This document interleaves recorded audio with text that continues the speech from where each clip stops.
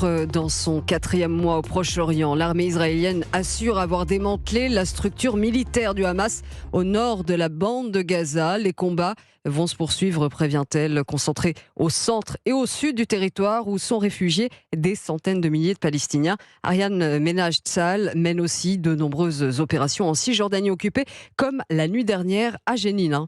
Oui, un raid mené dans le camp de réfugiés de la ville. L'opération tourne mal, un véhicule militaire israélien est pris pour cible. Une officier de la police des frontières est tuée dans l'explosion. 3 autres sont blessés, annonce l'armée. L'aviation israélienne intervient et frappe. 6 Palestiniens sont tués, dont 4 frères de la même famille, selon des sources locales. L'attaque contre les forces israéliennes est plus tard revendiquée par le groupe djihad islamique. Depuis le début de la guerre, les violences ont explosé en Cisjordanie occupée.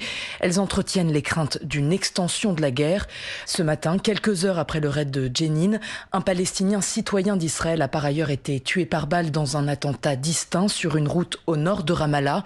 Barrages routiers et checkpoints, l'armée et la police israélienne affirment avoir engagé une vaste chasse à l'homme pour retrouver le ou les auteurs de l'attaque. Merci Ariane Ménage, correspondante d'Europe 1 en Israël.